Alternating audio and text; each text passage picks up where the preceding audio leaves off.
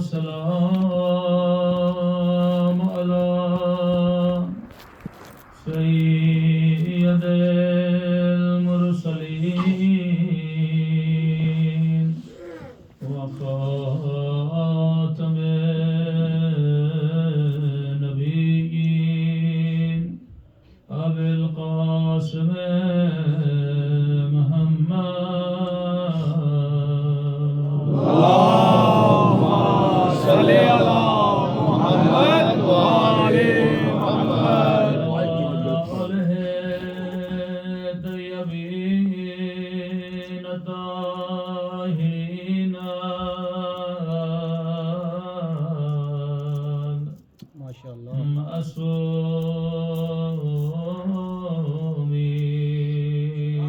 سب مل کے دعائیں مولا اللہم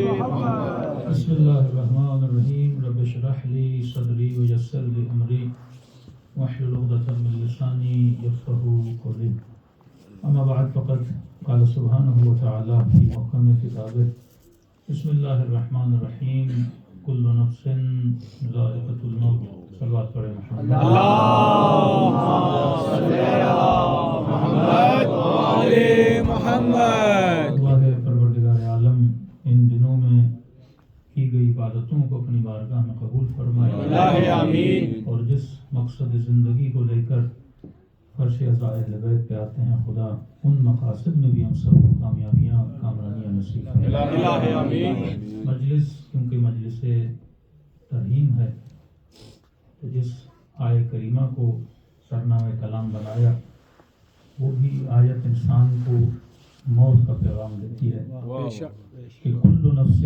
ذائقۃ الموت کہ ہر نفس میں موت کے ذائقے کو چکھنا ہے مطلب وہ نفس چاہے عام انسان کا ہو وہ چاہے کسی نبی کا ہو وہ چاہے کسی ولی کا ہو جب کہا کل نفس ذائقۃ الموت یعنی ہر کسی نے موت کے ذائقے کو چکھنا ہے اب ہر کسی کا چکھنا الگ ہو سکتا ہے لیکن چکھنا ضرور ہے کسی کا چکھنا اچھا کسی کا چکھنا برا اب موت تو ہر کسی کو آنی ہے سوال یہ ہے کہ ہم موت کا سامنا کیسے کرتے ہیں جب قاسم سے پوچھا گیا کہ بھتیجے موت تیرے لیے کیسی ہے تو فرمایا چچا احلی من العسل میرے لیے شہد سے زیادہ میٹھی اب یہ ہر کسی کا اپنا چکھنا ہے کسی کے لیے شہد جیسی کسی کے لیے کانٹوں جیسی کسی کے لیے تکلیف دہ ہے اور کوئی وہ ہے جو موت کی تمنا کرتا ہوا نظر آئے کہ فرمائے واللہ لابن ابی طالب انس بالموت من الطفل بثدی امہ کہ خدا کی قسم ابی طالب کے بیٹے کو موت سے اتنی محبت ہے جتنی چھوٹا بچہ ماں کی چھاتی سے محبت ہے ایک طرف امیر المؤمنین کے عشق کا نعرہ لگانے والا اور اگر اس کے دل میں موت کی محبت نہ ہو اس کا مطلب اس نے عشق علی کو نہیں سمجھا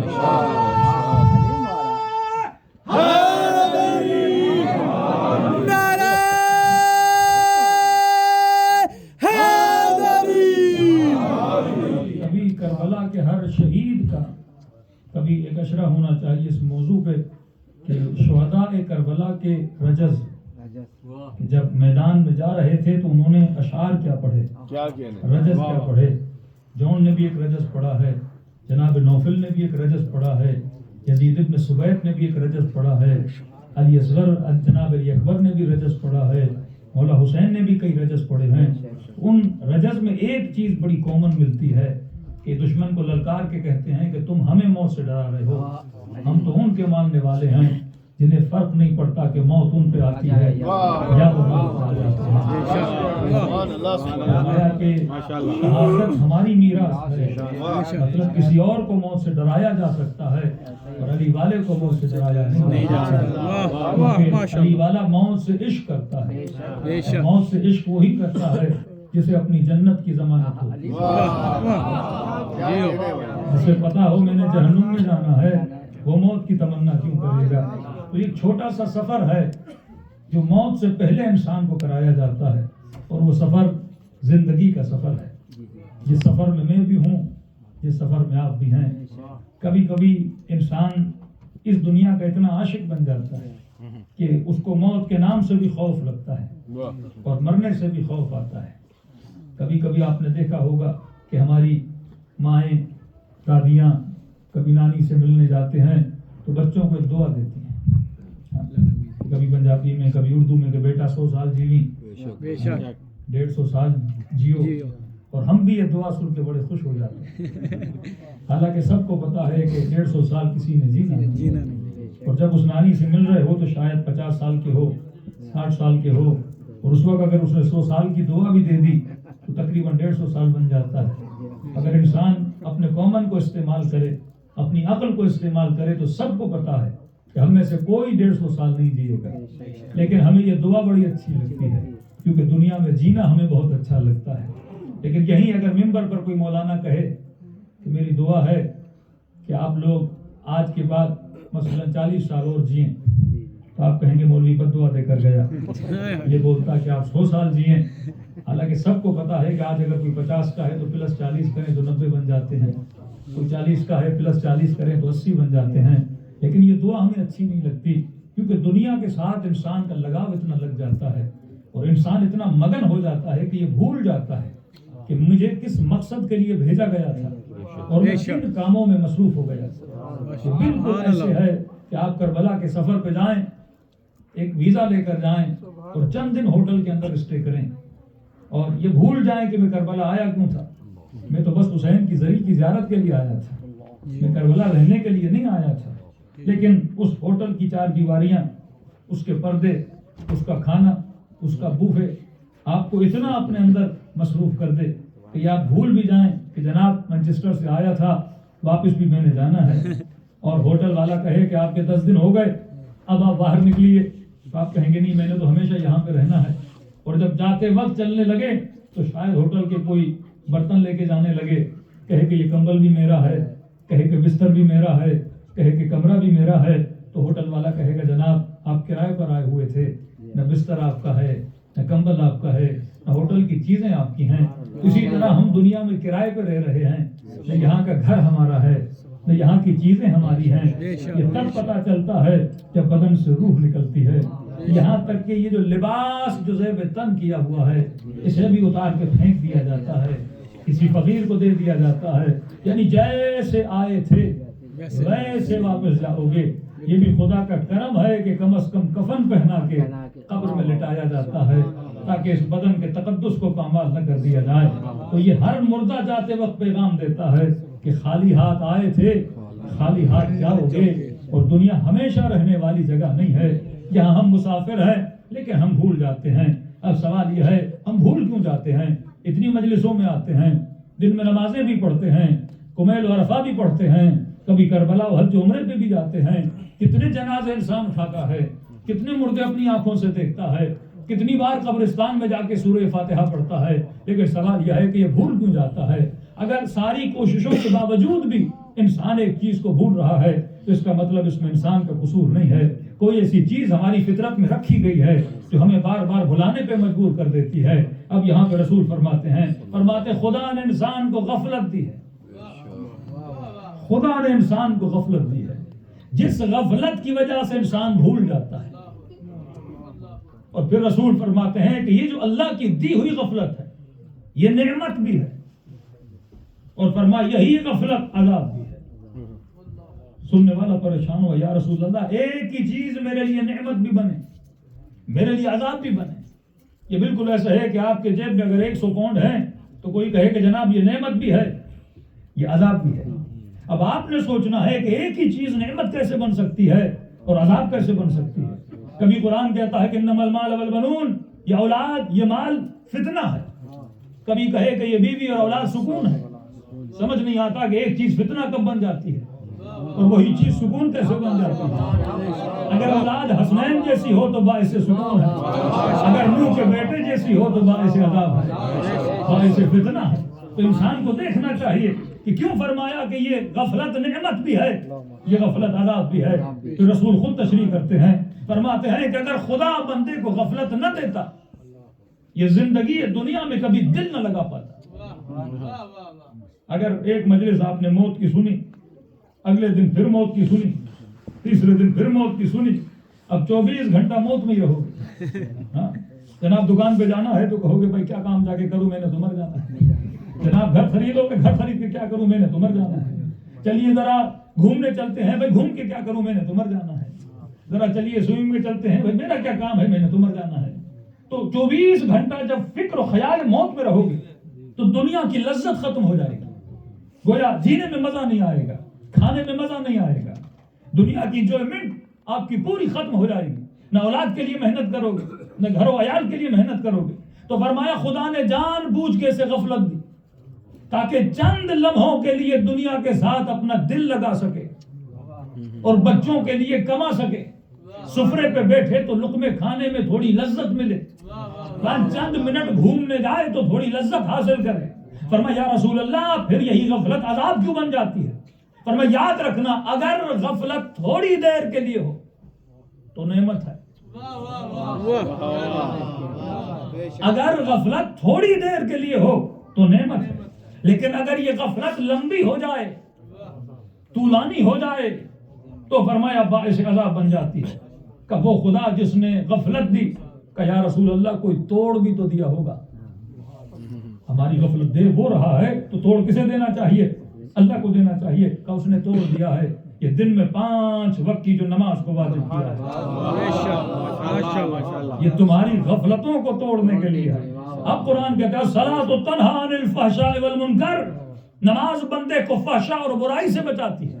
کہ کیوں بچاتی ہے؟ کہ برائی انسان تبھی کرتا ہے جب غافل ہوتا ہے، اور جب غفلت ٹوٹ جاتی ہے تو برائی سے دور ہو جاتا ہے۔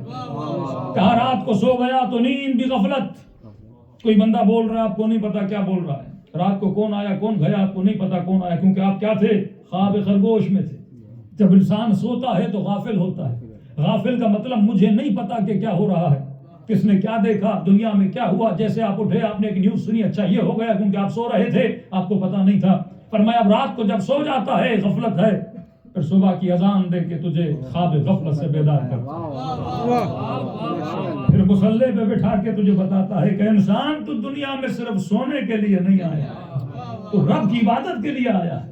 اور جب غفلت ٹوٹ جاتی ہے، کبھی 5 منٹ کے لیے سوچا کرو کسی نے کہا مولانا اتنی زحمت کر کے صبح سردی کا موسم، ایران کا بہت بڑا طاقتور انسان رضا زادے جس کو 3 مرتبہ گولڈ میڈل ملا، اس سے کسی نے سوال کیا کہ آپ 220 کلو کا وزن اٹھا لیتے ہیں، تو کوئی ایسی چیز ہے جو آپ سے اٹھائی نہیں جاتی؟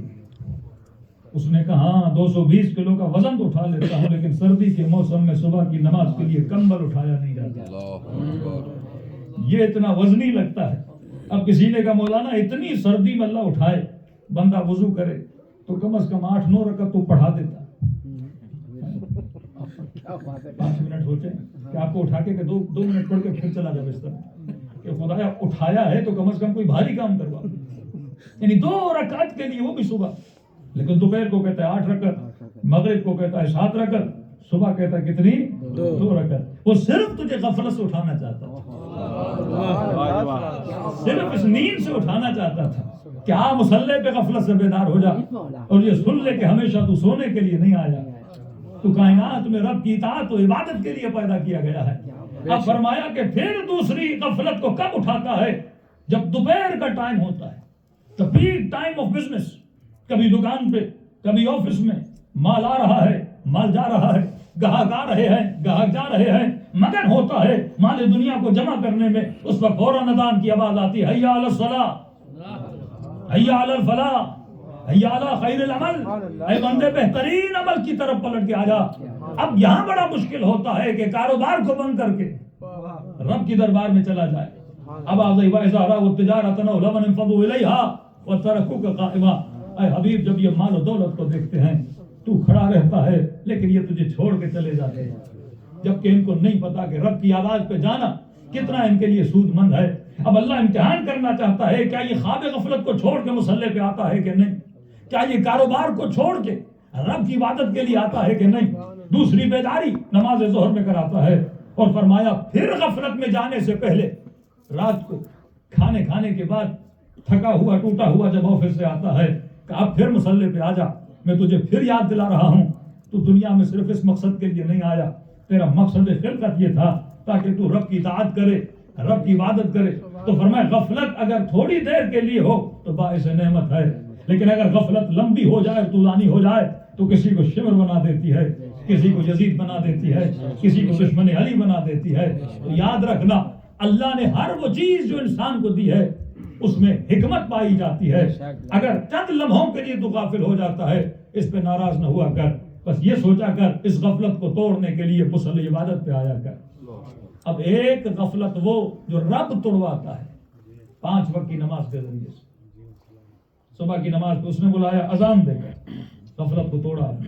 دوپہر کی نماز پہ اس نے بلایا اذان دے کر, حی علی الصلاۃ, حی علی الفلاح, حی علی خیر العمل کہہ کے آپ مصلی عبادت پر آ جائے. فرمایا ایک غفلت وہ ہے جو بندہ خود توڑتا ہے, اور وہ ہے نماز شب میں.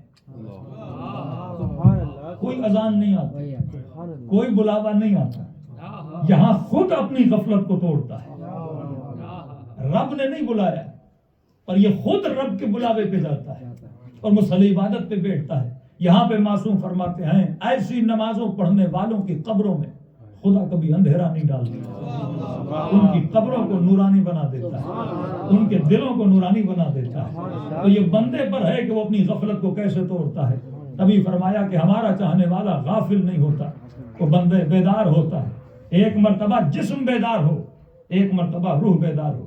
تو فرمایا جاگے ہوئے جسموں سے اللہ خطاب نہیں کرتا, اللہ جاگی ہوئی روحوں سے خطاب کرتا ہے. کبھی مکے میں جب مجمع آ رہا تھا تو کسی نے کہا یا رسول اللہ ماشاءاللہ اتنے لوگ ہیں. نبی نے فرمایا یہ مردہ ہیں جو چل رہے ہیں, یہ مت دیکھو کہ جسم چل رہا ہے, یہ دیکھو لوگوں کی روحیں کتنی بیدار ہیں. تو اہل بیت علیہ الصلوۃ والسلام انسان کی روح کو بیدار کرنے کے لیے آئے ہیں. کبھی فرمایا حاسبو قبل ان تحاسبو, اپنا حساب کر اس سے پہلے کہ تیرا حساب کیا جائے. موتو قبل ان تموتو, مر جا اس سے پہلے کہ تجھے مارا جائے. مرنے سے مراد سوسائڈ کرنا نہیں ہے, مرنے سے مراد وہ بیداری ہے جو مرنے کے بعد انسان کو آ جاتی ہے. تبھی فرمایا ہر انسان جب دنیا سے جاتا ہے, جب سکرات کا وقت آتا ہے, بستر پہ لیٹا ہوتا ہے, خدا کچھ چیزوں کو جسم عطا کر کے اس کے سامنے کھڑا کر دیتا ہے. فرمایا اس کے سامنے 3 طرح کے جسم آتے ہیں, اور جب یہ بستر پہ ہوگا تو ان جسموں میں کچھ جسم ہٹے کٹے, کچھ جسم کمزور ہوں. تو جب ایک جسم اس کے سامنے آئے گا اور انسان لاچار کہ چیخ رہا ہوگا, کوئی اس کی آواز نہیں سنے گا, مدد کے لیے پکار رہا ہوگا, کوئی اسے لبیک نہیں کہے گا, دیکھے گا میں بالکل تک و تنہا ہو گیا ہوں. کہتے اس وقت یہ 3-4 اجسام اس کے سامنے آئیں گے. پہلے جسم سے کہے گا کہ بتا تو میرے ساتھ کہاں تک چلے گا. وہ جسم کہے گا کہ جناب ہم صرف اور صرف آپ کے لیے ایک کام کر سکتے ہیں, آپ کے لیے قبر کا بندوبست کر لیں گے, آپ کے لیے قبر کن کا بندوبست کر لیں گے, آپ کے لیے غسال کا بندوبست کر لیں گے. کہ اس سے آگے ہم نہیں آ سکتے. صرف آپ کے جسم کو قبر میں اتار کے ان چیزوں کا بندوبست کر کے پھر ہم چلے جائیں گے. پوچھے گا کہ تم ہو کون, اتنے موٹے بھی ہو, ہٹے کٹے بھی ہو, لیکن آگے میرے ساتھ نہیں چلو گے تو آواز آئے گی میں تمہارا مال ہوں جس کو تم نے بڑی محنت کر کے جمع کیا. یہ ہے کہ ہم تمہارے لیے ایک چھوٹا سا زمین کا ٹکڑا خرید لیں گے, غسال کا بندوبست کر لیں گے, کفن کی خریداری کر لیں گے, ایمبولینس کا بندوبست کر لیں گے. یہی کام ہم کر سکتے ہیں کہ آگے ہمارا کوئی لینا دینا نہیں ہے, کہ آگے مجھے ضرورت ہے, کہ آگے ہمیں اجازت نہیں ہے آگے چلنے کی. دوسرے جسم سے کہے گا کیا تم میرے ساتھ چل سکتے ہو؟ کہ دیکھو ہم اتنا کر سکتے ہیں کہ آپ کے جنازے کو کاندھے پہ اٹھا سکتے ہیں, قبر پہ لٹا کے تلقین پڑھ سکتے ہیں, آپ کے جسم کو دھو سکتے ہیں. کہا آگے ہمیں اجازت نہیں, آگے ہم نہیں آ سکتے. پوچھے گا تم کون ہو؟ اتنے ہٹے کٹے بھی ہو لیکن آگے نہیں چلو گے. آواز آئے گی ہم آپ کی اولاد ہیں. ہم صرف یہی کر سکتے ہیں کہ کاندھے پہ اٹھائیں, ایک مجلس کرا دیں, ایک فاتحہ پڑھ دیں. اس سے زیادہ آگے ہمارا لینا دینا نہیں ہے. کہ ایک مرتبہ اس کی نگاہ ایک کمزور اور نحیف جسم پہ پڑے گی. کہے گا جب یہ دو میرے لیے کچھ نہ کر سکے تو یہ کیا کرے گا؟ تو اس کمزور سے کہے گا جناب آپ بتائیے کہاں تک میرے ساتھ چلیں گے؟ تو کہتے ہیں بڑی مایوسی میں کہے گا کہ میں قبر میں بھی تیرے ساتھ ہوں, میں برزخ میں بھی تیرے ساتھ ہوں, میں قیامت میں بھی تیرے ساتھ ہوں. کہتے بڑے افسوس سے کہے گا ارے جب تم اتنا سفر میرے ساتھ کرو گے تو اتنے نحیف کیوں ہو, اتنے کمزور کیوں ہو, اور ہو کون تم؟ تو آواز آئے گی میں وہ ہوں جس پہ تم نے کبھی توجہ نہیں دی تھی, لیکن میں قبر میں بھی تیرے ساتھ ہوں, برزخ میں بھی تیرے ساتھ ہوں. پوچھے گا تم کون ہو؟ آواز آئے گی میں تمہارا عمل ہوں جس کی طرف تم نے ذرہ برابر توجہ نہیں دی. اب قرآن کی آواز آتی ہے من ثقلت موازینہ فہو فی عیشۃ راضیہ. ایک لفظ دنیا میں آتا ہے مولانا فلاں لوگ عیاشی کر رہے ہیں, مزے میں ہیں, مزے لوٹ رہے ہیں. اللہ کہتا ہے جس کا وزن وہاں زیادہ ہوگا وہ عیاشی کرے گا, وہ عیش کرے گا. لیکن فرمایا من خفت موازینہ, جس کا وزن وہاں کم ہوگا فأمہ ہاویہ, پھر وائے ہو اس انسان پر جو اتنے لمبے سفر پہ تو چلے گا پر توشے راہ نہیں ہوگا, زیادہ سفر نہیں ہوگا. آپ کو بولا جائے کہ انگلینڈ سے جرمنی پیدل جانا ہے پر آپ صرف 4 روٹیاں اٹھا کے جائیں, سوچئے پھر انسان کا حال کیا ہوگا. وہ سفر برزخ جو اتنا طولانی سفر ہے کہ ہر مرنے والا اس سفر پہ جاتا ہے, ہر مرنے والے نے وہ سفر کرنا ہے. فرمایا وہاں کی غذا انسان کا عمل ہے, وہاں کی غذا انسان کا کردار ہے, وہاں کی غذا یہ ذکر جو کرتے ہو یہ ذکر ہے, وہاں کی غذا یہ نمازیں جو پڑھتے ہو یہ نمازیں ہیں, وہاں کی غذا امام حسین کی زیارت کے لیے جاتے ہو وہ عمل ہے, وہاں کی غذا یہ 1 گھنٹہ جو مجلس حسین میں بیٹھتے ہو یہ گھنٹہ ہے. لیکن یاد رکھنا معصوم فرماتے کہ ایسا نہ ہو کہ 1 گھنٹہ مجلس میں آؤ تو یہ سمجھو کہ میں نے زیادہ سفر تیار کر لیا. فرمایا یاد رکھنا کہ کچھ اعمال ایسے ہیں جو جنت میں چیزیں بناتے بھی ہیں اور پھر ان کے برعکس کچھ اعمال ایسے ہیں جو بنی ہوئی چیزوں کو بگاڑ دیتے ہیں. حافظوا علی الصلاۃ, نماز پڑھتے ہو تو نماز کی حفاظت بھی کرو, مجلس سنتے ہو تو مجلس کی حفاظت بھی کرو, قرآن پڑھتے ہو تو قرآن کی حفاظت بھی کرو. آپ یہ نہیں کہ صرف آپ نے گاڑی لے لی اب اس کے لیے کوئی لوکر نہ دو, یہ نہیں کہ گھر لے لیا اس کے لیے کسی لوکر کا بندوبست نہ کرو. انسان چھوٹی سے چھوٹی چیز بھی لیتا ہے, بچوں کو بھی پتا ہے کہ موبائل لی ہے تو اوپر پروٹیکٹر لگانا ہے, گاڑی لی ہے تو کوئی ایسا سیٹ اپ لگانا ہے, اس کے اندر ٹریکر لگانا ہے, گھر اگر خریدا ہے تو اس کے اوپر بھی بندوبست کیا جاتا ہے. تو 5 منٹ کے لیے سوچو اگر عمل کیا ہے تو عمل کی حفاظت کے لیے کون سا پروٹیکٹر لگایا ہے. کیوں کہا جب دعائیں پڑھتے ہو تو کہا شروع اور آخر میں صلوات پڑھا کرو. کہ رسول اللہ کیوں کا دعا کرنا ایک ہے, دعا کا اوپر جانا دوسرا ہے. اگر چاہتے ہو دعائیں اوپر تک جائیں اور صحیح سالم جائیں تو ان کو 2 صلوات کے پڑھ دیا کرو تاکہ یہ پرواز کر کے محمد وعلی محمد صلوات اللہم صلی علی محمد وعلی محمد. یہ بندہ خدا رسول کی خدمت میں آیا کہ یا رسول اللہ میرے تو جنت میں 1 لاکھ درخت لگ گئے ہیں. تو نبی نے فرمایا وہ کیسا؟ یا رسول اللہ آپ نے جو کہا تھا جو 1 مرتبہ سبحان اللہ کہے 100 درخت لگ جاتے ہیں. تو نبی نے کہا اگر 1 سبحان اللہ سے 100 درخت لگتے ہیں تو 1 جھوٹ سے 1000 درخت جل بھی جاتے ہیں. سچا واقعہ ہے. چھٹے امام جعفر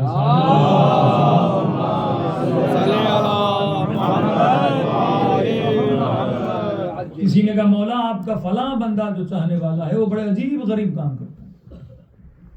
امام نے کہا کیا کرتا ہے؟ کہا مولا سننے میں آیا ہے وہ چوری کرتا ہے. امام نے کہا کیسے ممکن ہے جو میرے پیچھے آ کے نمازیں پڑھے ہماری محفلوں میں بیٹھے اور ساتھ میں چوری بھی کرے. کہا مولا ہے بڑا اچھا, غریبوں میں خیرات بھی بڑی دیتا ہے, چوریاں بھی کرتا ہے. ایک دن امام نے کسی کو بھیجا کہ اس کا پیچھا کرے. جب اس کا پیچھا کیا گیا, دیکھا وہ بازار میں گیا, فروٹ کی مارکیٹ میں, بازار میں, تو لوگوں کے دکانوں سے کسی 2 سیب اٹھا لیے, کسی سے 2 چاول اٹھا لیے, کسی سے کھجوریں اٹھا لی, چوری کر کر کر کے پورا تھیلا اس نے بھر دیا. پھر دیکھا یہی بندہ رات میں انہی چوری ہوئی چیزوں کو یتیموں کے گھروں میں جاتا اور تقسیم کرتا. پھر رات کے اندھیرے میں مسجد میں آتا, نماز تہجد پڑھتا, صبح کی نماز پڑھتا. امام نے اپنی محفل میں بلایا. امام نے کہا بتا تو صحیح, یہ کیا خبر ہے ہم سن رہے ہیں, چوری بھی کرتے ہو اور غریبوں میں خیرات بھی کرتے ہو. کہا جی مولا کرتا ہوں. امام نے کہا یہ کیا کر رہے ہو؟ کہ مولا آپ نے تو کہا کہ ایک برائی کرنے پہ 1 اور 1 اچھائی کرنے پہ 10. تو اگر میں نے 10 چوریاں کی تو 10, اور پھر وہ 10 چوری شدہ چیزیں غریبوں کو دیں تو 1 کا 10 تو وہ 100 بنے. 100 - 10 90 بچے. مولانا کا کیلکولیشن تو بڑی اچھی ہے اور دماغ نہیں ہے تیرے پاس. کبھی کبھی ایک برائی 100 کو کھا جاتی ہے. انما یتقبل اللہ من المتقین. اللہ نماز, مجلس, روزہ, حج و زکوٰۃ و خیرات و خمس اس کا قبول کرتا ہے جس کے دل میں تقویٰ ہو. لاکھ یزید نمازیں پڑھیں, جب متقی نہیں تو قبول کیا ہوگا؟ یہ بالکل ایسے ہے کہ بغیر وضو کے پورے دن نمازیں پڑھتے رہو, نماز کا کوئی فائدہ نہیں. یورپ میں لوگ بڑے عجیب عجیب سوال کرتے ہیں. کسی نے کہا مولانا آفس جاتا ہوں, نماز پڑھنا میرے لیے مشکل ہے, بس یہ ہے کہ پوری صبح کی نماز رات کو آ کے پڑھ لیتا ہوں. کا کوئی سلوشن ہے کہ آفس میں پڑھ نہیں سکتے؟ تو بعض لوگ ہفتے کی نمازیں ایک ساتھ پڑھ لیتے ہیں, بعض لوگ دن کی نمازیں رات کو پڑھ لیتے ہیں. نہیں, انما یتقبل اللہ من المتقین. اللہ قبول کس کا کرتا ہے؟ جو صاحب تقویٰ. قرآن میں 2 لفظ ہے, ایک لفظ ہے حبط, اولئک حبطت اعمالهم. ایک لفظ ہے ضبط, اردو کا لفظ ہے ضبط, عربی کا لفظ ہے حبط. حبط اور ضبط میں بڑا فرق ہے. مثال پاکستان کی پولیس کی دوں گا کیونکہ یہاں شاید وہ مستاق سچا نہ ہے. ہماری پولیس جب کسی چرسی کو پکڑتی ہے, چرس برآمد کر دی, ہیروئن برآمد کیا, تو 2 کام کرتی ہے. کبھی پکڑے ہوئے مال کو حبط کرتی ہے, کبھی پکڑے ہوئے مال کو ضبط کرتی ہے. اور حبط اور ضبط کا سائنس کیا ہے؟ حبط کا مطلب شراب کی بوتلیں پکڑی, چرس پکڑا, آئس پکڑی, اسے کیا کر دیا؟ جلا دیا. کبھی جلاتی نہیں ہے, ضبط کرتی ہے, پھر آگے جا کے مارکیٹ میں ٹرانسفر کر دیتی ہے. کہ دوسری دنیا میں نہ ہوتا ہو لیکن ہمارے یہاں ہوتا ہے. تو کہتے ہیں کہ کبھی کبھی اعمال ضبط ہوتے ہیں, کبھی کبھی اعمال حبط ہوتے ہیں.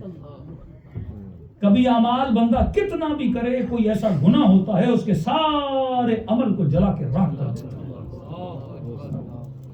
کبھی کبھی یہ ہوتا ہے کہ اللہ کے دربار میں وہ ضبط ہوتے ہیں, اور پھر ہم کچھ نیکیاں کرتے ہیں, دعائے کمیلا پڑھتے ہیں نا, اے خدا میری برائیوں کو اچھائی میں بدل دے. کبھی کبھی انسان جب توبہ کرتا ہے تو خدا برائی کو بھی اچھائی میں بدل دیتا ہے, ان اعمال کو پلٹا دیتا ہے. تو انسان کو سوچنا چاہیے کہ ایسا تو نہیں میں 1,00,000 نیکیاں کروں لیکن میرا ایک گناہ میری ان ساری نیکیوں کو کیا کر جائے, کھا جائے. اب یہ نیکیاں بچائی کیسے جاتی ہیں؟ دیکھیے, ایک مرتبہ عمل کا صحیح ہونا, ایک مرتبہ عمل کا قبول ہونا. کسی نے کہا مولانا وضو کیسے کرے؟ ہم نے کہا یہ وضو کی ترتیب ہے, آپ اس طرح سے وضو کریں. اکثر جب ہم لوگوں کے ایگزامینیشن کرتے تھے وضو کی, مثلاً کئی لوگ مسا کرتے ہیں, تو جب آپ نے الٹا بازو دھو دیا, اب سر کا مسا کرنا ہے, تو یہ اکثر لوگ اس کا آنسر نہیں دے پاتے. کہ ہم کہتے ہیں دیکھیے جناب یہ سر آپ نے یہاں پہ رکھا اور میں نے سر کو ایسے کیا, کیا یہ مسا کرنا صحیح ہے؟ ایک مرتبہ میں نے ہاتھ رکھا اور ہاتھ کو نیچے کیا, تو ایک مسٹیک آپ نے کی تو آپ کا وضو صحیح نہیں ہے, ٹھیک ہے, لیکن آپ نے وضو کیا, نماز پڑھی, ارکان نماز کا خیال رکھا, نماز کیا تھی؟ صحیح تھی. دوسرا سوال یہ ہے جو صحیح نماز ہے وہ قبول بھی ہوئی کہ نہیں؟ قبولیت مہم ہے. انما یتقبل اللہ من متقی گھر میں گالم گلوچ کر کے مصلی عبادت پہ آ کے نماز پڑھ رہا ہے، 4 لوگوں کی غیبتیں کر کے، کیوں کہ الغیبت اشد من الزنا، کیوں کہا یہ زنا سے بدتر ہے۔ میں اسی UK میں ایک کرسچنز کی سوسائٹی کو وزٹ کرنے گیا، جرمنز کے ٹائم سے ان کی تقریباً 5-6 کمیونٹیز ہیں بردرہڈ کے نام سے، 350 لوگ اس سوسائٹی میں رہ رہے تھے کہ ہماری سوسائٹی میں کوئی جھگڑا نہیں ہوتا۔ میں نے کہا رولز کیا ہیں؟ 2 رولز ہیں ہماری سوسائٹی کے، ایک رول ہے بردرہڈ، مطلب ہم سب ایک دوسرے کے بہن بھائی ہیں، صیغہ اخوت رسول خدا نے جاری کروایا تھا۔ 18 غدیر کا دن آئے تو یہاں جشنوں میں کھجوریں بانٹنے سے، چیزیں بانٹنے سے اچھا ہے ہر مومن ایک دوسرے کے ہاتھ پہ ہاتھ رکھ کے کیا پڑھے؟ صیغہ اخوت پڑھے، کہ ایک دوسرے کے دل میں بھائی چارے کا خیال کیا ہو جائے؟ پیدا ہو جائے۔ ایک تو اگر رات کے 2 بجے بھی کوئی میرے گھر کے دروازے پہ اس سوسائٹی کے اندر دستک دیتا ہے کہ میرا بیٹا بیمار ہے، کہ کسی کو رائٹ نہیں اسے بولے کہ تم نے مجھے نیند سے کیوں جگایا ہے، کیونکہ ہم ایک دوسرے کے کیا ہیں؟ بھائی کا حق رکھتے ہیں۔ اگر اسے ضرورت ہے تو میں اٹھوں گا، اس کی مدد کروں گا، اس کی بیوی کی مدد ہو، اس کے بچے کی مدد ہو، اس کو ہاسپٹل لے جانا ہو، کرنا ہے۔ کا پہلا قانون بردرہڈ۔ دوسرا قانون ہمارے یہاں ہے کہ ہماری سوسائٹی میں گوسپ منع ہے۔ کہا کسی مومن کو کسی مومن سے مسئلہ ہے، وہ حق نہیں ہے اس کو بولے، وہ سب سے پہلے جائے گا پریسٹ کے پاس، جو چیپلن ہے اس کے پاس جائے گا، بیچ میں ہم نے چرچ رکھا ہوا ہے، اس کو جا کے بولے گا فلاں بندے سے مجھے یہ مسئلہ ہے، اس کا کام ہے کہ مسئلے کو حل کرائے۔ اگر اس نے اس کے مسئلے کو دوسرے بندے کے ساتھ ڈسکس کیا، اس کو سوسائٹی سے ہم نکال کے پھینک دیتے ہیں۔ کیوں کہا غیبت زنا سے بدتر ہے؟ کیونکہ کبھی کوئی بندہ مسجد میں آ کے الیاذ باللہ زنا نہیں کرے گا،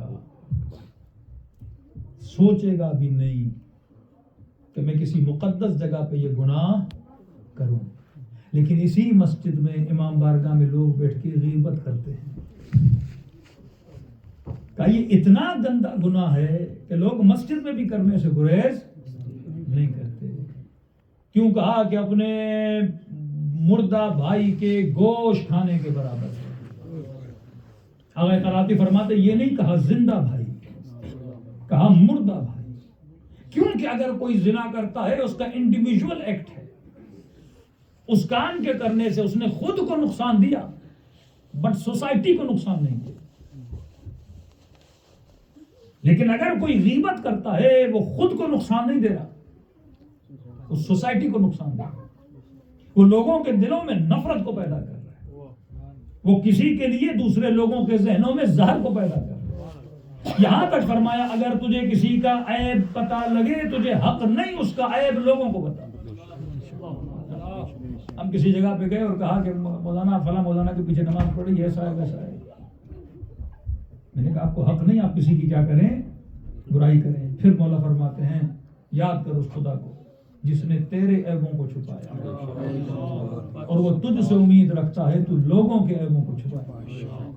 یہ بدترین عادت کہ یہ نہیں کہا کہ زندہ بھائی کا گوشت، یہ کہا کہ مردہ بھائی کا گوشت۔ تو کبھی سوچا کرو یہ حکمت کے کلمے ہیں، گوشت تو گوشت ہے نا، یہ کیا ہے کہ نہیں مردہ بھائی کا گوشت کھا رہا ہے۔ بول دیتے جو غیبت کرتا ہے اس کی مثال ایسے ہے جیسے بھائی کا گوشت کھا رہا ہے، لیکن یہ کہا نہیں بھائی کا نہیں، ڈیڈ باڈی مردہ بھائی کا گوشت کھا رہا ہے۔ کہا زندہ میں اور مردہ میں فرق ہے، کیونکہ اگر زندہ کے گوشت کو نوچا جائے وہ وقت کے ساتھ بھر جاتا ہے، لیکن اگر مردہ کے گوشت کو نوچا جائے وقت کے ساتھ کیڑے پڑ جاتے ہیں، بدبو آ جاتی ہے۔ فرما غیبت بالکل اسی طرح ہے، جب آپ کسی کی برائی کرتے ہیں اور کل آپ پشیمان ہوئے کسی مجلس میں سن کے کہ یہ میں نے بہت برا کام کیا، اس مومن کو کہا جناب آج حج پہ جا رہا ہوں، عمرے پہ جا رہا ہوں، کربلا جا رہا ہوں، یہ جو فارمل ہم میسج کر دیتے ہیں کہ کوئی برائی کوئی دیکھی ویکھی ہو تو یہ بھی جھوٹ بول رہے ہوتے ہیں لوگوں کے ساتھ، یعنی صدق دل سے نہیں بولتے، ایک جرنل میسج کر دیتے ہیں کہ آپ ہمیں معاف کر دیجیے کہ آپ کربلا جا رہے صاحب ہم پہ بڑا احسان کرے، ہم آپ کو کیا کر دیں، معاف کر دیں۔ کہ اگر تم نے سچے دل سے معافی مانگ بھی لی، اس کے در پہ چلے گئے کہ جناب میں نے 4-5 لوگوں سے آپ کی غیبت کی تھی، آپ ہمیں کیا کریے گا، معاف کریے گا۔ کہ اگر وہ سچے دل سے معاف بھی کر دے، لیکن جن کے ساتھ تو نے برائی کی ہے ان کے دماغوں سے کوئی کیسے نکالے گا؟ پھر انہوں نے 4 لوگوں کے ساتھ کی ہے، یہ ایک ایسا سلسلہ ہے جو پوری سوسائٹی کو کیا کر دیتا ہے؟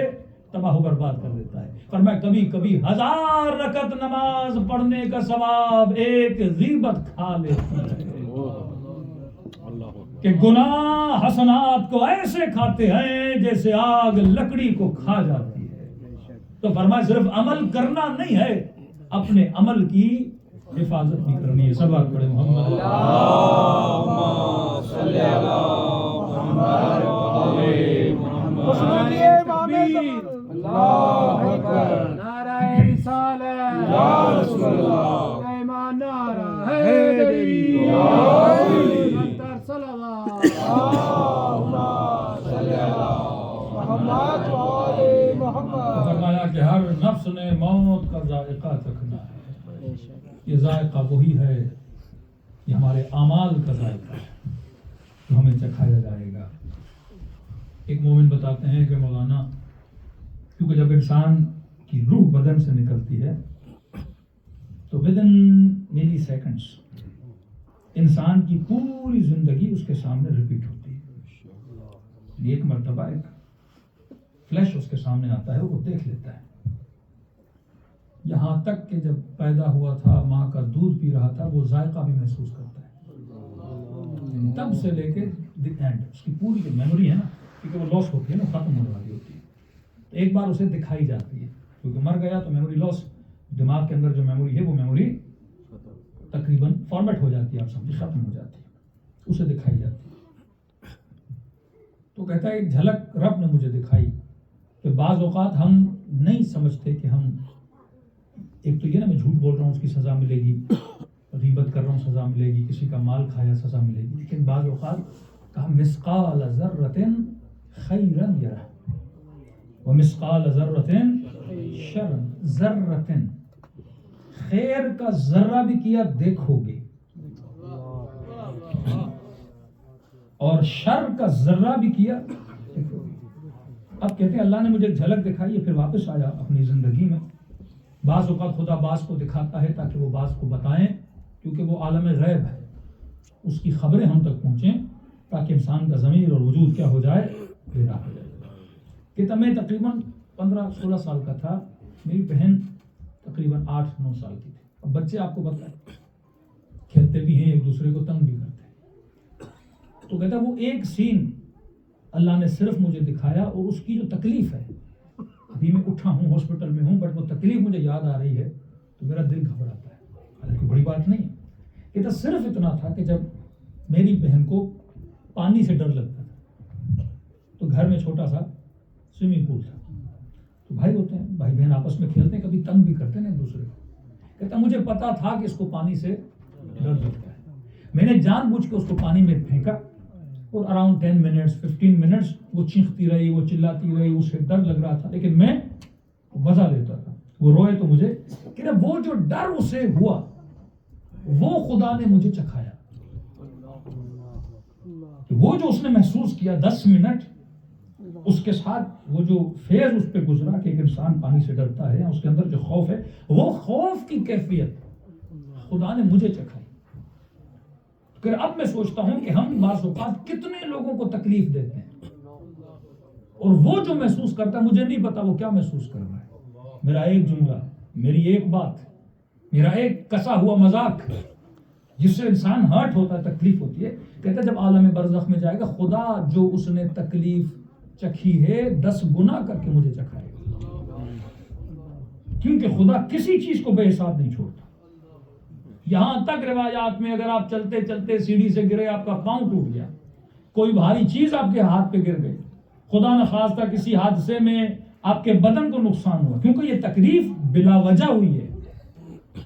فرمایا اس تکلیف کی وجہ سے خدا یا انسان کے گناہوں کو معاف کرتا ہے، یا اس تکلیف کیونکہ انسان نے اٹھائی ہے، اس کے آخرت میں خدا اس انسان کو اس کی جزا دیتا ہے. یعنی مومن کو بغیر وجہ کوئی تکلیف آ ہی نہیں سکتی. یا تکلیف اس کے گناہ کو مٹاتی ہے، یا وہ تکلیف آخرت میں اس کے لیے کچھ نہ کچھ بناتی ہے. اب فرمایا مرنے کے بعد روح کہاں جائے گی؟ کیونکہ بہت کم ہمارے منبر سے پڑھا جاتا ہے عالم برزخ پہ، لوگوں کو معلومات ہی نہیں ہے. جس دنیا میں ہم نے 60 سال رہنا ہے اس کا سب پتہ ہے، لیکن جہاں ہم نے پوری زندگی کے لیے رہنا ہے اور جب تک قیامت ہو وہاں پہ سفر کرنا ہے، آپ کے آبا، آپ کے اجداد، آپ کے ماں، آپ کے والدین جو دنیا سے چلے گئے وہ آج کہاں زندگی بسر کر رہے ہیں؟ یا ان کی کوئی حیات ہے یا نہیں ہے؟ اگر زندگی نہیں ہے تو اس کا مطلب سو رہے ہیں اور قبر میں تب اٹھائے جائیں گے جب قیامت ہوگا. اور اگر سو رہے ہیں تو پھر سورہ فاتحہ کہاں جا رہی ہے؟ اگر سو رہے ہیں تو مجلس کہاں جا رہی ہے؟ لیکن فرمایا کہ اگر ہیں اور ان کی کوئی حیات ہے تو عالم برزخ میں. اب عالم برزخ میں نے کیسے جانا ہے؟ عالم برزخ میں کیا اپنے آبا و اجداد سے ملوں گا؟ عالم برزخ میں کیا اپنے دادا دادی سے ملوں گا؟ عالم برزخ میں کیا وہ مجھ سے ملنے آئیں گے؟ عالم برزخ میں کیا اہل بیت سے ملوں گا کہ نہیں ملوں گا؟ عالم برزخ میں کیا اجازت ہوگی کہ جب چاہوں ان سے ملوں اور مل سکوں؟ کیا میرے ارواح جو وہاں پر موجود ہیں، آج ہم مجلس ترہیم کرا رہے ہیں، کیا وہ آئے ہیں کہ نہیں؟ کیا وہ ہمیں دیکھ پا رہے ہیں کہ نہیں؟ فرمایا اس میں ہر بندے کا معاملہ الگ الگ ہے. بعض جب چاہیں یہاں آ سکتے ہیں اور 95% لوگ ایسے ہیں جن کو اجازت نہیں ہوتی. بالکل اسی طرح جیسے ایک مردے کے ساتھ آپ ڈسکنیکٹ ہو جاتے ہیں، مردہ آپ کے ساتھ بھی ڈسکنیکٹ ہو جاتا ہے. اس میں حدیث معصوم ہے، فرماتے جب کوئی انسان مرتا ہے عالم برزخ میں جاتا ہے، کہتے ہیں اس کے رشتہ دار اس سے ملنے آتے ہیں، مرحومہ ماں ہوگی، والد ہوگا، جو قریب ترین رشتے ہیں وہ فوراً اس کو ریسیو کرنے آتے ہیں، اس کو لینے آتے ہیں. کہ لینے کے بعد پہلا سوال یہ کرتے ہیں، ایک تو ان کو دیکھ کے خوشی ہوتی ہے کہ میرا بیٹا آیا ہے، میری بیٹی آئی ہے، میرا بھائی آیا ہے، میری ماں آئی ہے، تو خوش ہوتے ہیں کہ میرے رشتہ دار دنیا سے، کہ وہ انتظار کرتے ہیں کہ یہ کب آئے گا. کہتے ہیں وہ ملتے ہیں، ملنے کے بعد خوش، اور خوش ہونے کے بعد سب سے پہلا سوال یہ کرتے ہیں کہ یہ بتا میرا فلاں بھائی زندہ ہے کہ نہیں، یہ بتا میری فلاں بہن زندہ ہے کہ نہیں، بیٹا تم تو آئے ہو، جو میرے 2 چھوٹے بیٹے تھے یا بڑا بیٹا تھا وہ زندہ ہے کہ نہیں. اس سے یہ پتا چلتا ہے کہ اوپر والوں کو نیچے والوں کی کوئی خبر نہیں ہے. تبھی پوچھتے ہیں کہ بتا زندہ ہے کہ نہیں. اب معصوم فرماتے ہیں کہ یہاں پہ 2 جواب ہیں. اگر وہ کہتا ہے زندہ ہے تو یہ ماں خوش ہوتی ہے. اگر وہ کہتا ہے کہ نہیں آپ کا بھائی مر گیا، آپ کی بہن مر گئی، تو کہتے ہیں اس کے چہرے پہ غم آ جاتا ہے، آنکھوں سے آنسو آ جاتے ہیں. پوچھا مولا یہ روتی کیوں ہے، یا یہ والد روتا کیوں ہے؟ کہا کیونکہ یہ جا کے اس سے ملا ہے، یہ وادی السلام میں ہے، یہ جا کے ملا ہے. خوش ہوئی کہ بیٹا وادی السلام میں آیا، وادی برہوت میں نہیں گیا. اور اسی لیے سوال کرتے ہیں کہ بھائی زندہ ہے کہ نہیں. زندہ ہے مطلب ابھی مرا نہیں، اور مرنے کے بعد آ کے ہم سے ملے گا، ابھی امید ہے ملنے کی. لیکن اگر کہا کہ مر گیا تو اس کا مطلب ہم سے نہیں ملا اور وادی السلام میں نہیں آیا، تو کہاں بھیجا گیا ہے؟ وادی برہوت. فرمایا وادی برہوت وہ ہے جہاں ارواح کو عذاب کیا جاتا ہے، وادی السلام وہ ہے جہاں انسان کی روحوں کو سلامتی میں رکھا جاتا ہے. اب کسی نے سوال کیا کہ مولانا کیا مرنے کے بعد اعمال میں اضافہ ہو سکتا ہے؟ مرنے کے بعد اعمال میں اضافہ نہیں، لیکن علم میں اضافہ ہو سکتا ہے. مرنے کے بعد معرفت میں اضافہ ہو سکتا ہے. مطلب آپ کہو میں مر گیا، مرنے کے بعد 4 نمازیں ایکسٹرا ہوں نہیں، 4 روزوں کا ثواب لوں نہیں، خیر و خیرات کا ثواب لوں نہیں، اعمال کا دروازہ کیا ہو جاتا ہے؟ بند ہو جاتا ہے. تبھی فرمایا مومن حسنات کے لیے حریص ہوتا ہے. جس طرح ہم مال دنیا کا حرص کرتے ہیں نا، 1000 2000 4000 5000 6000 1 لاکھ 2 لاکھ، حرص ختم ہی نہیں ہوتا. اسی طرح فرمایا مومن کی نشانی یہ ہے کہ اعمال آخرت کے لیے حریص ہوتا ہے.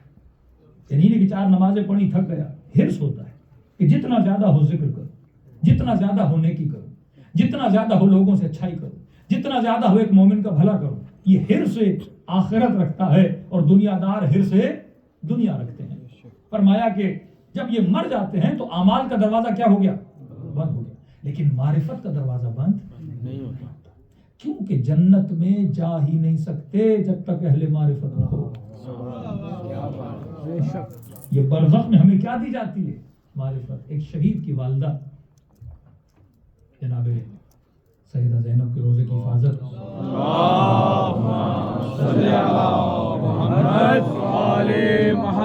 ایک بچہ نوجوان بچہ شہید ہوا. اس کی ماں کی عادت تھی کہ ہر شب جمعہ رات کو پوری رات اپنے بیٹے کی قبر پہ بیٹھتی تھی. ماں تھی، پوری رات بیٹھ کے قرآن پڑھے، یہ کرے، بیٹے سے باتیں کرے. اب کہتی ہے کہ کافی دنوں کے بعد اس نے خواب دیکھا. خواب میں دیکھیے نورانی ارواح، نوجوان چہرے خوبصورت سب بیٹھے ہیں. اس پورے ہجوم میں کہتی میرا بیٹا بھی ہے. تو میں دیکھتی ہوں کہ میں بیٹے سے ملنے گئی ہوں اور بیٹا میرے استقبال کے لیے آتا ہے، میرے ساتھ ملتا ہے. کہتی تھوڑی دیر بیٹے کے ساتھ بیٹھتی ہوں، دیکھتی ہوں جتنے لوگ بیٹھے تھے وہ یہ کہیں جانے کی تیاری کرتے ہیں، اور ایک ایک کر کے سارے نورانی وجود وہاں سے نکل کے چلے جاتے ہیں. بس میں اور میرا بیٹا تک وہاں پہ بیٹھے. تو کہتی میں بیٹے سے پوچھتی ہوں بیٹا یہ سارے کہاں گئے؟ تو کہتا ہے کہ اماں یہ وادی السلام جا رہے ہیں. کہ وہاں کیا ہے؟ کہ وہاں امیر المؤمنین کی محفل لگائی جاتی ہے.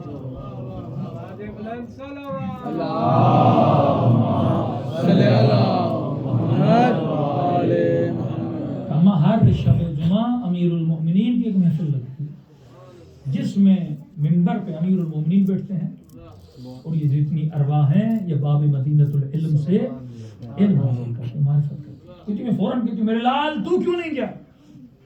مولا کی محفل کو مس کر رہا ہے، یہاں کیوں بیٹھا ہے؟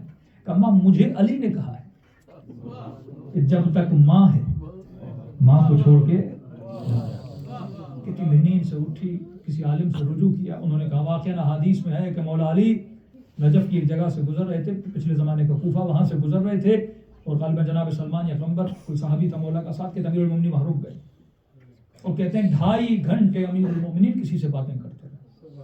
تو مولا کا صحابی کہتا ہے میں بیٹھ کے تھک گیا. میں نے کہا مولا کس سے باتیں کریں، اتنا وقت آپ نے لگا دیا ہے. امام نے فرمایا اگر تیری آنکھوں سے پردے ہٹاؤں تو جوق در جوق دیکھے کتنی ارواح بیٹھی ہیں جو علی سے علم لینے کے لیے آئی. نعرہ حیدری. ماں کہتی ہے اس دن کے بعد میں صرف فاتحہ پڑھ کے چلی جاتی تھی، پوری رات شب جمعہ بیٹے کی قبر پہ بیٹھتی نہیں تھی. میں نے کہا اپنے بیٹے کو علی کی محفل سے محروم نہیں کرنا. یہ عالم برزخ کہ جب بیٹے نے باپ کو خواب میں دیکھا، فرمایا بابا اگر ایک دن دنیا میں واپسی کا ملے آپ کون سا عمل انجام دیں گے؟ مشہد کے رہنے والے تھے کہ میرے لال ایک دن مجھے ملے تو وہ دن میں امام رضا کی زیارت کروں. کہ بابا ایسا کیوں؟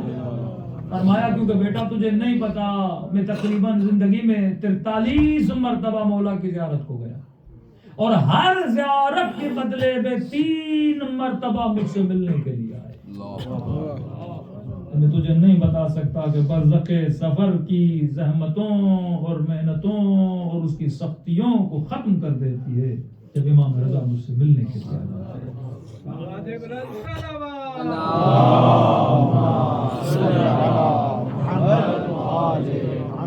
ابھی آیت اللہ عظمیٰ کشمیری سے جب ان کے شاگردوں نے پوچھا کہ قبلہ، لوگ جاتے تھے علماء سے سوال کرتے تھے کہ اگر آپ کو پتہ چلے آپ کی زندگی کے چند دن باقی ہیں، اگر آپ کو انفارم کیا جائے خدا نخواستہ کوئی مومن بیمار ہو، ڈاکٹر کہیں آپ کے پاس 1 ہفتہ ہے، تو کہا قبلہ اگر آپ کو پتہ چلے کہ آپ کے پاس جسٹ 1 ویک ہے تو آپ اس 1 ہفتے میں کیا کریں گے؟ تو کوئی سوچ رہا تھا کہیں گے تہجد پڑھوں گا، کوئی سوچ رہا تھا کہیں گے قرآن پڑھوں گا، کوئی سوچ رہا تھا میں یہ کروں گا وہ کروں گا. بڑے اطمینان سے انہوں نے جواب دیا میرے لال میں وہی کروں گا جو آج تک کرتا ہوا آیا ہوں. مطلب مجھے موت کی خبر ملنے کے بعد کچھ نیا کرنے کی ضرورت نہیں ہے. ہم ہمیشہ موت کے لیے کیا رہتے ہیں؟ تیار رہتے ہیں. مطلب زندگی بندہ ایسے گزارے کہ آج مجلس سن رہے ہیں اور آدھے گھنٹے کے بعد ملک الموت کہے کہ جناب چلو، یہ نہ کہوں کہ ملک الموت 1 دن آدھا دن تیاری کروں، سامان سفر باندھوں، یہ کروں کہ نہیں. مومن کی زندگی ایسے کہ جب علی کا بلاوا آئے، جب رب کا بلاوا آئے کہ آ جا تیرے جانے کا وقت ہے، یہ ہمیشہ کیا رہتا ہے؟ تیار رہتا ہے. پر میں ہر نفس نے موت کا ذائقہ چکھنا ہے. تو آپ کہیں گے کہ قبلہ ہماری موت کا ذائقہ کیسا ہوگا؟ پر میں موت کا ذائقہ سیب کی طرح نہیں کہ جو کھائے ایک جیسا ہو، آم کی طرح نہیں جو کھائے ایک جیسا ہو، لیمبو کی طرح نہیں کہ سب کے لیے کھٹا ہو، نمک کی طرح نہیں کہ سب کے لیے نمکین ہو. موت کا ذائقہ ہر فرد کے لیے الگ الگ ہوتا ہے. مثال پانی کی دیتا ہوں. فرمایا یہ جو تمہاری زندگی جو خدا نے تمہیں دی یہ گورے کاغذ کی طرح تھی کہ جب ہم پیدا ہوئے ایک صاف شفاف کردار کاغذ آپ کو دیا گیا اور کہا کہ 60-70 سال یہ تیرا اختیار ہے کہ تو اس پہ کیا لکھنا چاہتا ہے. اس میں نیکیاں لکھنا چاہتا ہے یا برائیاں لکھنا چاہتا ہے، اس میں اچھی باتیں لکھنا چاہتا ہے یا گندی باتیں کرنا چاہتا ہے. فرمایا زندگی آب کی طرح ہے یہ پانی کی طرح ہے، کیونکہ پانی کا نہ اپنا کوئی رنگ ہوتا ہے، پانی کا نہ کوئی اپنا ذائقہ ہوتا ہے۔ پانی کی خاصیت ہے یہ رنگ بھی پکڑتا ہے، یہ ذائقے بھی پکڑتا ہے۔ اس کے اندر لال ڈالو تو لال ہو جاتا ہے، گرین ڈالو تو سبز ہو جاتا ہے، اس کے اندر پنک ڈالو تو گلابی ہو جاتا ہے، اس کے اندر شکر ڈالو تو میٹھا ہو جاتا ہے، اس کے اندر لیمو ڈالو تو کھٹا ہو جاتا ہے۔ تو اب یہ تمہاری زندگی ہے، تیری مرضی ہے، تو اسے کیسا ذائقہ دینا چاہتا ہے۔ یہ تیرا اختیار ہے، تو اسے ولائی ذائقہ دینا چاہتا ہے۔ یہ تیرا اختیار ہے، تو اسے عداوت کا ذائقہ دینا چاہتا ہے۔ اب جب وقت مرگ اور موت آئے گا، ملک الموت یہ گلاس لے کے جو تمہاری زندگی کا گلاس ہے تمہارے سامنے لا کے کھڑا کر دے گا اور کہے گا اے مرد مومن اس گلاس کو پی، اے بندے مسلم پی، اے اللہ کے بندے اس کو پی۔ اب پینے کے بعد بندہ شکایت کرے گا ملک الموت یہ اتنا کڑوا کیوں ہے؟ جواب آئے گی کڑوا میں نے نہیں بنایا، کڑوا تو نے بنایا تھا۔ کوئی کہے گا اتنا میٹھا کیوں ہے؟ کہے گا کمال میرا نہیں کمال تیرا تھا، تو نے اسے میٹھا بنایا۔ اب یہ فلسفہ شہید کربلا قاسم نے بتایا۔ جب حسین ابن علی نے کہا کہ بھتیجے بتا موت کیسی ہے، تو فرمایا احلا من العسل، شہد سے زیادہ میٹھی ہے۔ ہمارا کام ہے کہ اپنی زندگیوں کو شہد کی طرح میٹھا بنائے، اور زندگی میٹھی تب بنتی ہے جب اس کا لمحہ لمحہ رب کی اطاعت میں گزرے، جب یہ فکر ہو کہ میرا آقا امام زمانہ مجھ سے راضی ہو۔ اور کسی نے کہا کہ قبلہ کیسے پتا چلے کہ مولا راضی ہے کہ نہیں؟ میں نے کہا کوئی بڑی سائنس نہیں ہے، ہر بندہ اپنے ضمیر کی طرف رجوع کرے اور اپنے آپ سے پوچھے اب تک کی گزری ہوئی زندگی اس قابل ہے کہ امام زمانہ کے سامنے پیش کر سکے؟ سلمان اس قابل تھا کہ علی کے سامنے زندگی رکھ سکے، میثم اس قابل تھا، اور عجیب تھے یہ اصحاب اہل بیت۔ شخص کہتا ہے کہ ایک مرتبہ میثم آ رہے تھے، سامنے سے حبیب ابن مظاہر آ رہے تھے۔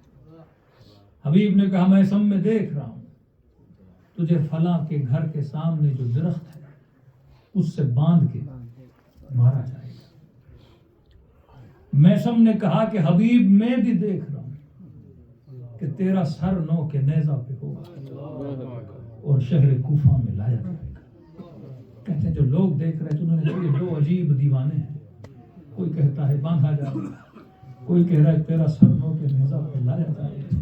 کہ یہ لوگ باتیں ہی کر رہے تھے کہ یہ عجیب سی باتیں کر رہے ہیں، اور بڑے دو دیوانے ہیں جو ایسی باتیں کر رہے ہیں۔ کہتے ہیں اتنے میں طالباً مسلم ابن اوسجا آئے، اور جب اس کی نگاہ ان دونوں پہ پڑی تو کہا کہ میثم تو یہ کہہ رہا ہے کہ جو سر نو کے نیزہ پہ ہوگا آئے گا، میں تو یہ بھی بتا سکتا ہوں جس کے ہاتھ میں سر ہوگا اس کو اتنے درہم انعام میں دیے جائیں گے۔ لوگوں نے کہا ہم ان دو کی باتیں کر رہے تھے، یہ تیسرا بھی آ گیا، عجیب عجیب باتیں کر رہا ہے۔ اتنے مقام یقین پہ تھے، ان کو پتا تھا کہ ہمارے ساتھ کیا ہوگا، لیکن ذرہ برابر گھبراہٹ نہیں۔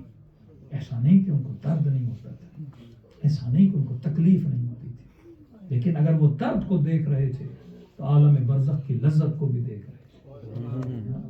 جب شہید حججی نے اپنی ماں کو آ کر کہا کہ اماں یہ درد تو ہوا تھا، وہ تو اپنی جگہ، ماں بڑی روتی تھی اس کی کہ میرے بیٹے کا گلا کٹا، کیونکہ ایک مرتبہ آپ سنتے ہیں گلا کٹا، ایک مرتبہ لائن کاٹتے ہیں اور ویڈیو بناتے ہیں۔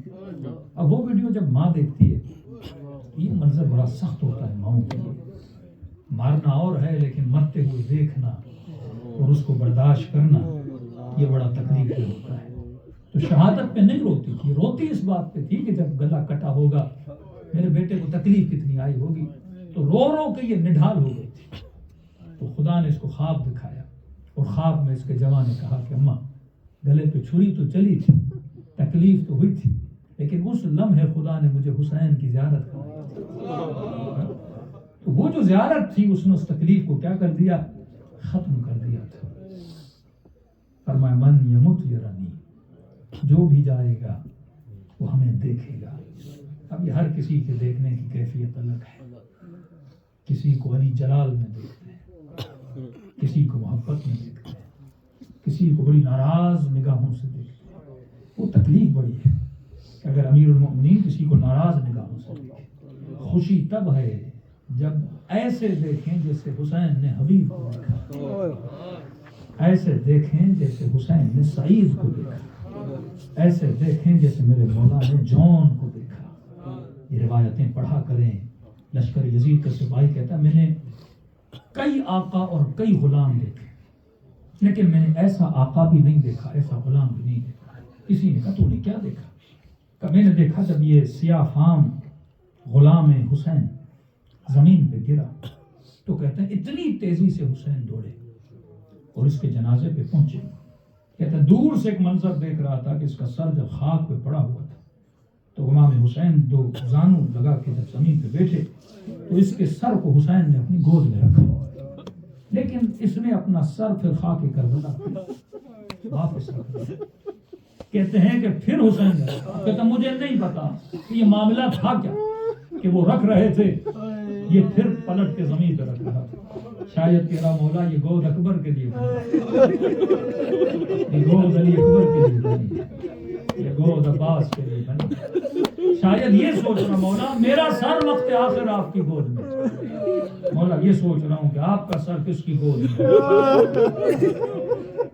کہ عجیب منظر تھا. 3-4 مرتبہ جب یہ معاملہ ریپیٹ ہوا اور میں نے محسوس کیا کہ غلام راضی نہیں ہو رہا تو کہتا حسین نے چھوڑ دیا, سر خاک پہ پڑا رہا. لیکن اب جو میں نے دیکھا یہ تو غلام کی عقیدت تھی نا آقا سے کہ تیار نہ ہوا کہ سر گود میں رکھے, لیکن میں نے کبھی ایسی محبت آقا کی غلام کے ساتھ نہیں دیکھی. کسی نے کہا تو نے کیا دیکھا؟ کہ میں نے دیکھا کہ جب غلام راضی نہ ہوا نا اس نے اپنا سر خاک پہ رکھا ہوا تھا تو میں نے دیکھا کہ حسین نے اپنے سر کو جھکانا شروع کیا. اتنے جھکے کہ حسین کا رخسار زون کے رخسار. ایسی محبت کہاں نظر آئی؟ ہاں من یمت یرمی, لیکن کمال تب ہے جب وہ دیکھیں تو محبت سے دیکھیں تو پیار سے دیکھیں تو عشق و محبت و ولا سے دیکھیں, اور ان کا دیکھنا انسان کی موت کی ساری تکلیفوں کو بھلا دیتا ہے. فرمایا کہ غم حسین کا ایک خلوص بھرا آنسو انسان کی جہنم کی آگ کو بجھا دیتا ہے. شکر خدا کریں کہ خدا نے دونوں آنسوشیوں کو دیے, ایک کربلا کے غم کا آنسو, دوسرا اپنے گناہوں کی توبہ کا آنسو. جب یہ دونوں آنسو ملتے ہیں تو میرے عزیز نام اعمال کی برائیوں کو مٹا دیں, دلوں کو کربلا کی طرف روانہ کریں. ایسے سلام کریں جیسے زینب نے بھائی کو کیا, ایسے سلام کریں جیسے سکینہ نے اپنے بابا کو. السلام علی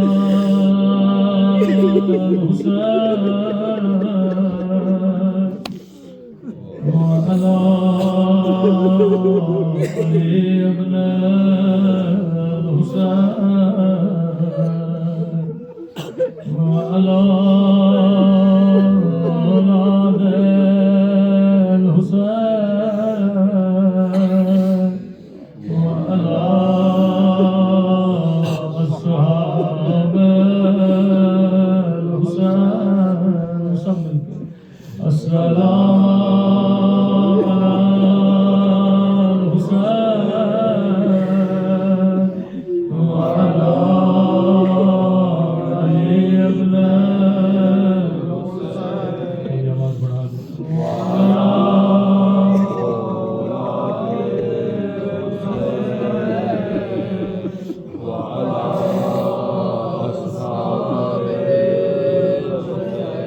سب مل گئے سلام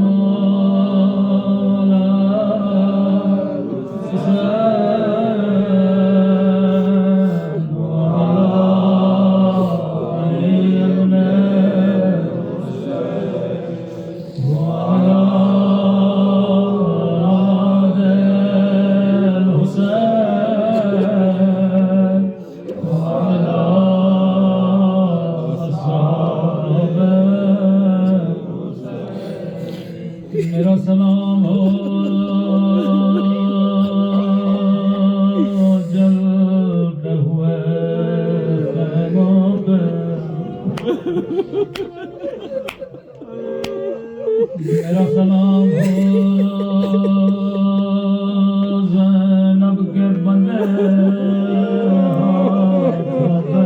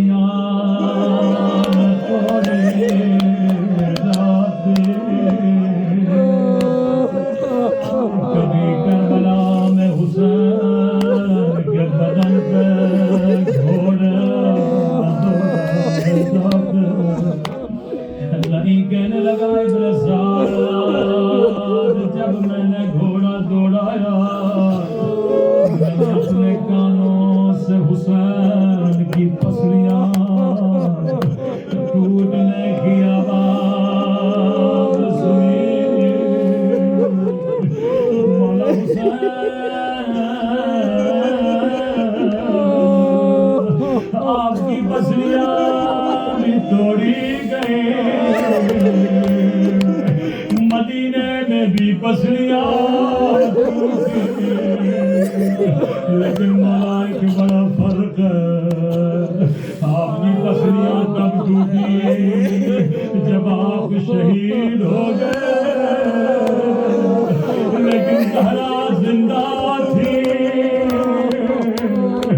کہ در کے پیچھے پسلیاں ٹوٹ گئے۔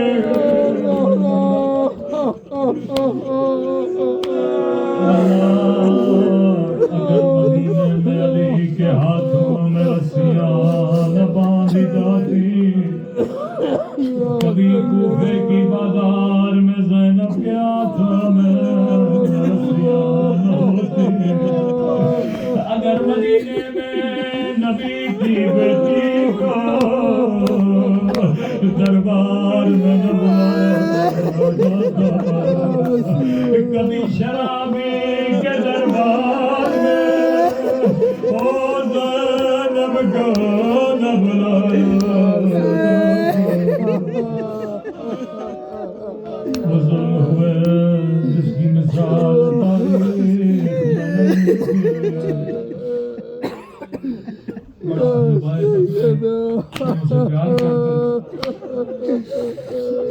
زینب ایک جملہ میں شگا کرتی تھی، فرماتی تھی زینب کو دکھ اس بات کا نہیں کہ زینب کو غیروں نے نہیں پہچانا، زینب کو دکھ اس بات کا تھا کہ زینب کو اپنوں نے نہیں پہچانا۔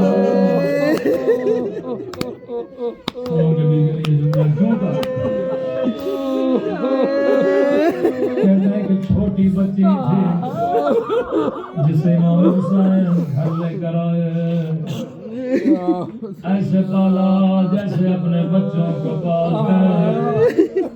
جب یہ بچی جوان ہوئی اس کی شادی شام میں کرا دی، ہر سال مدینے آتی تھی، مولا سے ملتی تھی،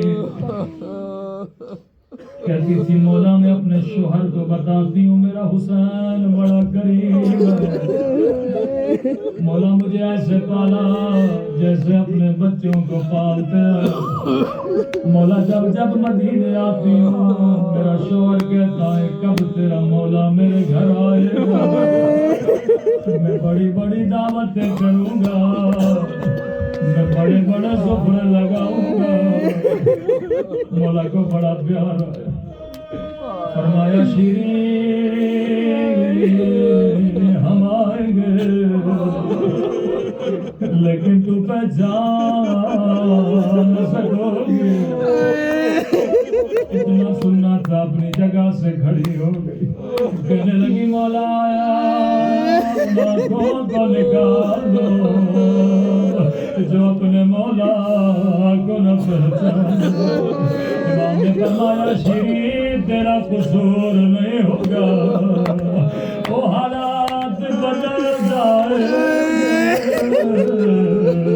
لیکن شیرین حسین کی وصیت یاد رکھنا تھی میرے مولا۔ فرمایا شیرین قیدی بڑے مظلوم ہوتے ہیں، جب کبھی قیدیوں پہ نگاہ پڑے قیدیوں کا خیال رکھنا۔ کہتی ہے مولا آپ کی وصیت یاد رہے، عزیز و زہرا کی بیٹیوں کے حالات بدل گئے، زینب اسیر بن کے شام کی بازار میں آئی، شیرین کا شوہر بازار سے گزرتا تھا، نگاہ 4 سالہ سکینہ پہ پڑ گئے، زخمی رخساروں پہ پڑ گئے اور زخمی گانوں پہ پڑ گئے، روتا ہوا گھر گیا، کہنے لگا شیرین کہتی تھی جب کوئی قیدی نظر آئے گھر لے کر آؤ، اور شیرین میری زندگی گزر گئی، میں نے کبھی 4 سالہ قید نہیں دیکھی، بڑے مظلوم کر دیا، اگر اجازت دو انہیں گھر لے کر آؤ۔ شیرین نے کہا جلدی کر میرے مولا کی وصیت ہے انہیں گھر لے کر یہ میرے چوتھے امام کو دعوت دیتا قیدی بیویوں کا قافلہ شیرین کے گھر میں آتا لیکن قیامت کی گھڑی تھی جسے زینب نے حجاب سکھایا اس کے سر پہ چادر موجود ہے لیکن ہائے علی کی بیٹی شیرین نے جلدی جلدی سے سفرے لگا لگی کہتی بیویوں جتنا پانی پینا ہے پی لو جتنا کھانا کھانا ہے کہتی بیویوں نے کہا مومنہ ہمیں پانی نہیں چاہیے ہمیں کھانا نہیں چاہیے اگر اجازت ہو تیرے گھر میں ماتم کر لے ایک دن میں میرے گھر سے 18 لاشیں نکلی ہے تو کسی نے میں رونے نہیں دیا میں کیوں روکوں گی جتنا رونا ہے رو یہاں قیدی بیویوں نے ہلکا بنا ایک مرتبہ قیدی بیوی اٹھی بڑا درد بھرا بہن کیا رو کے کہنے لگی اے علی اکبر کے پیاسے بابا اے علی اکبر کے غریب الوطن بابا شیرین جیسے اکبر کا نام سنا کہنے لگی قیدی بیوی چپ ہو جا یہ میرے مولا کے بیٹے کا نام اللہ اکبر پہ میرے بچے قربان قیدی بیوی اجازت نہیں تو ماتم نہیں کرے گی نہیں کہتی بیویوں یہ نام نہ لو کوئی اور نام لے کے باہر کرو پھر سے کوئی قیدی بیوی اٹھی بڑا درد بھرا بہن کیا رو کے کہنے لگی اے سکینہ کے پیاسے بابا اے سکینہ کے غریب الوطن بابا پھر سے شیرین اپنی جگہ سے کھڑی ہو گئی کہنے لگی قیدی بیوی چپ ہو جا یہ میرے مولا کی بیٹی کا نام اللہ میرے مولا کی بچیوں کا خیر کرے کہتی ہے قیدی بیوی اگر تیرے مقتول کا کوئی بھائی ہے اس کا نام یہاں بھائی کا نام آنا تھا پھر سے کوئی قیدی بیوی اٹھی بہن کرنے لگی اے عباد کے کاسے بھیا اے عباد کے غریب الوطن بھیا اب شیریں کی سمجھ میں نہیں آیا کہنے لگی قیدی بیوی چپ ہو جا یہ تو مدینے والوں کے نام اللہ میرے مولا کی خیر کرے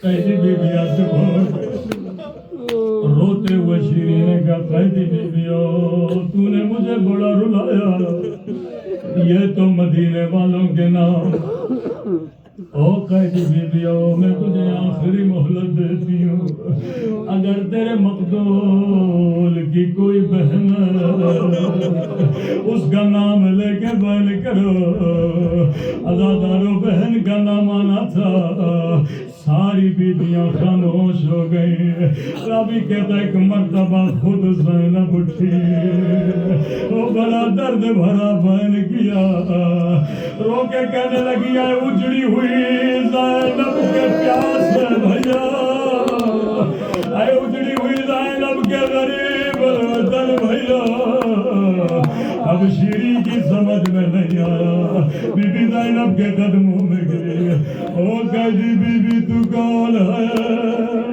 تیرا میرے حسین کے ساتھ کیا رشتہ ہے روایت کے جملے ہیں سیدہ نے بالوں کو ہٹایا روکے کا شیریں نہیں پہچانا انا زینب ارے نہیں زینب وہ شیریں تیرے مہمان آ گئے لیکن تو نے نہیں پہچانا